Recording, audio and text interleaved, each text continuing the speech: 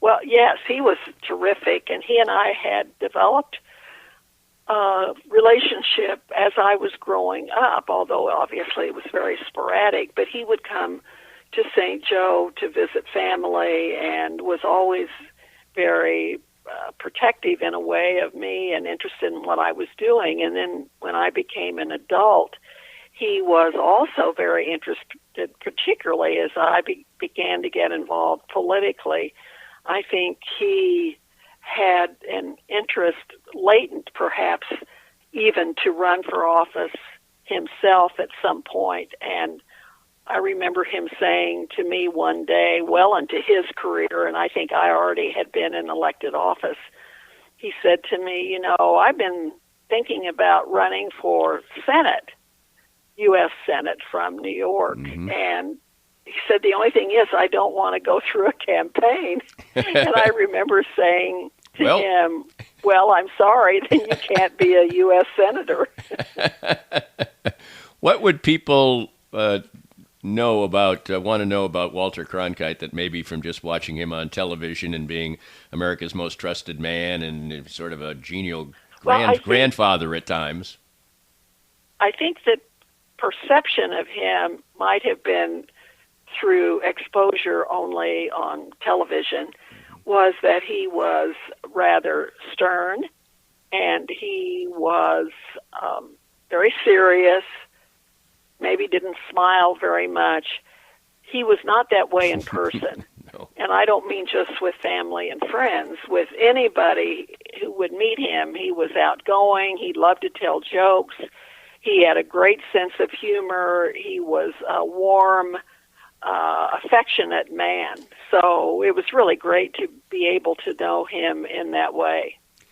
Now back to campaigning. You get yourself a nice year run-up to this particular thing. At this point in time, we talked about all the glass ceilings you've broken through the years.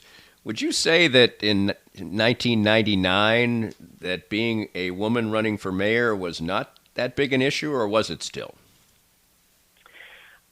I did not experience it being that much of an issue overtly, in that I don't recall lots of comments about being a woman and so on.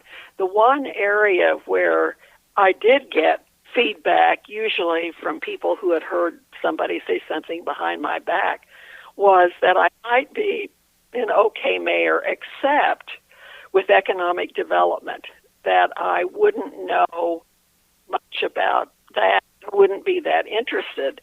I used to laugh about that with Carol Marinovich and Peggy Dunn and a couple of other women who were mayors in their communities. Right. Because, as it turned out, for me, for Carol in Kansas City, Kansas, and Wyandotte County, for Peggy Dunn in Leawood, the reality was we ended up being more active in economic development perhaps than anybody would have guessed, maybe even ourselves. But it was certainly a perception that I think was negated by what we each were able to do as mayors. I moved back to this area in the mid-'90s, and I did a lot of traveling and so forth. And when people would ask me about Kansas City at that point in time and ask me to describe it, I would kind of say, well, it's really kind of a giant suburb more than a city. And you are probably one of the driving forces that changed that idea that I had and would project, and I think was pretty accurate, because of what you ended up doing with all the development downtown. When you entered the mayoral office as the first woman mayor ever, was that front and center for you, or did it just develop? I certainly knew when I came into office that we were going to have to deal with the downtown, particularly the downtown loop, because as you and I both remember, there were a lot of surface parking lots, there were massage parlors, there were questionable bookstores, etc. So it was going to have to be dealt with. I was very fortunate in that at that time, I had been involved to some extent in the Greater Kansas City Sports Commission and was aware that a study was being commissioned to explore whether in Kansas City we could have a new arena, which was one of the issues being discussed, with or without an NBA or NHL franchise. So that was an important piece of information that was being discussed. And then the Civic Council was also engaged in a study about the issues in the greater downtown. It was a very elaborate study with a lot of focus groups and so on. So, again, when I came into office, there was certainly civic support from at least a couple of organizations and even beyond that. And that was extraordinarily helpful. So that was really the basis, along with the developers who were looking at rehabbing some of the old office buildings downtown into a variety of housing options. So that was another piece that really came into play. The Greater Sports Commission study really led us directly into looking very closely at a new arena, and that developed into the arrangements with Anschutz Entertainment Group, AEG, working with the NBA and the NHL. I mean, there was a great set of experiences with the Cordish Company on the Entertainment District, H&R Block, the housing developers, as I said. So gradually, there became a critical mass of organizations and individuals able to move multiple initiatives forward at the same time. You mentioned parking, surface parking, dodgy areas. Kansas Cityans certainly love their parking, that's for sure. And I'll never forget when I first moved back here, I went to the plaza one time and I drove into that parking garage there. And I've spent the last decade on the East Coast, at least, and grew up on the East Coast. And I drive in and I'm like looking around, like, where's the little man who's going to come and take my money? I mean, I couldn't, yes. I couldn't believe it was free. Yes, I still can't believe the streetcar is free. Right. Yeah, those kind of things are cool, and obviously the arena came to fruition. It has never had an anchor franchise, but it has turned out to be an unbelievably successful concert venue to the point where I think some of the developers probably wouldn't even want to have a professional franchise. Well, it was so interesting as we worked with AEG. They were terrific and still are in some ways partners, but I remember so vividly our conversations with the NBA, particularly with David Stern, who was at that time the head of the NBA, and we were and went to the East Coast and met with him several times. And after those multiple conversations, and before any final decision was made one way or the other about an NBA franchise in Kansas City, the owners of the Seattle NBA team sold the team to a man from Oklahoma City. And there was speculation at the time of the sale that there was going to be an NBA franchise in Oklahoma City. I got a phone call in my mayor's office from David Stern, and he was so stern as an individual.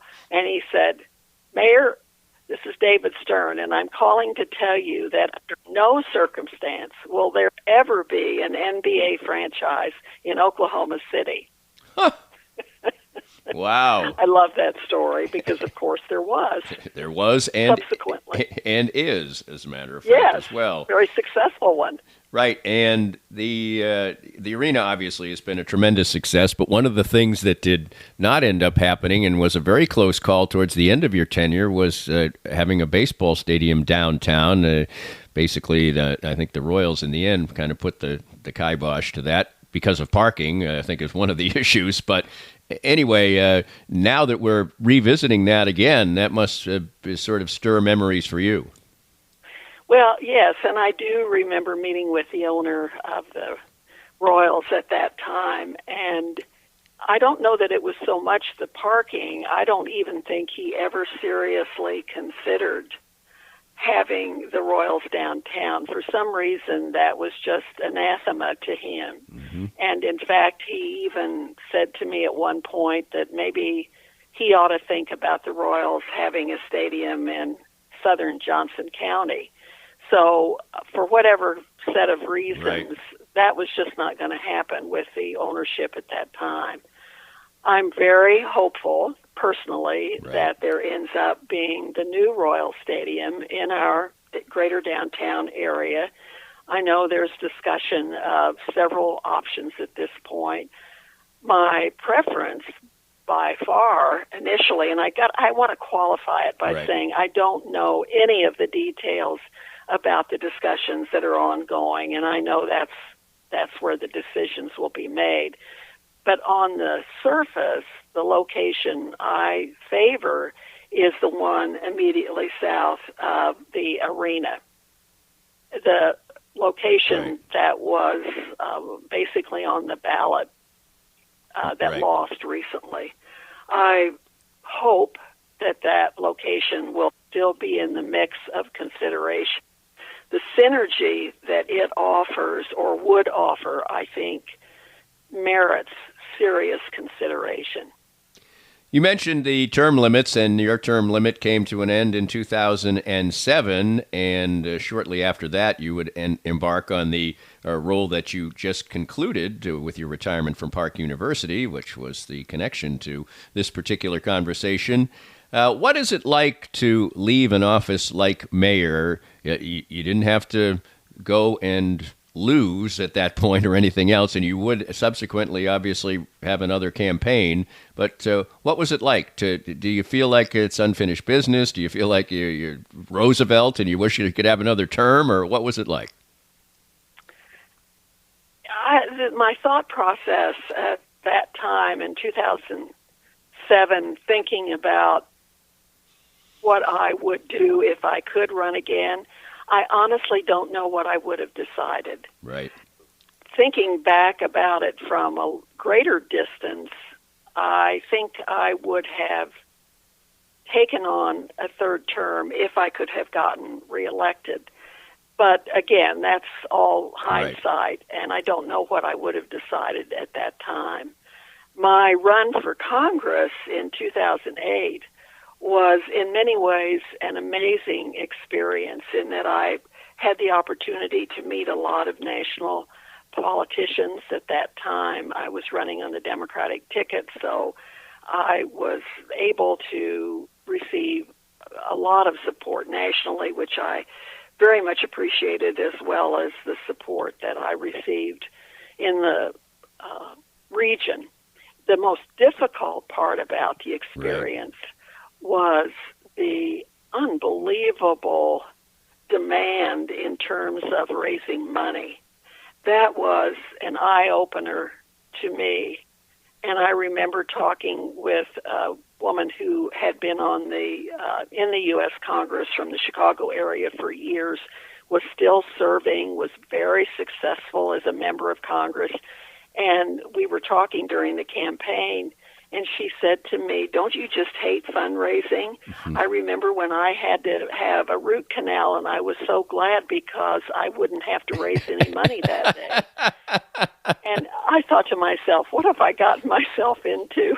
Right. So it is a daunting task. And it certainly was a challenge. You took on an incumbent and in a district that's in many ways largely, or at least a good piece of it, is rural. And you mentioned having to win and lose in public, and you learned that lesson, and that was a lesson you had to learn for that campaign.